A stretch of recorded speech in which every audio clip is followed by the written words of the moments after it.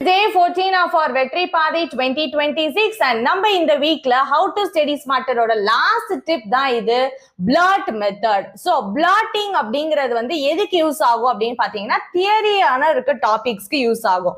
And இந்த mistake நிறைய பேர் பண்ணிட்டு இருப்பீங்க. ஒரு தியரி படிக்கிறீங்கன்னா ஜஸ்ட் அந்த நோட்ஸ் வச்சு கோ த்ரூ பண்ணிட்டு அவ்வளவுதான் முடிஞ்சு போச்சு, அடுத்த பேஜ் போயிருவோமே ஒழிய ஒரு ஆக்டிவ் ரீகாலே இருக்காது. திருப்பி ஃபர்ஸ்ட்ல இருந்து ரீகால் பண்ணி பார்ப்போம், என்னென்ன படிச்சோங்கிறதே பண்ண மாட்டோம். நெக்ஸ்ட் பேஜ் அப்படியே போயிட்டு இருப்போம். அப்போ நம்ம மைண்ட்ல எது ஸ்டோர் ஆச்சு ஸ்டோர் ஆகலன்னே தெரியாது இல்ல.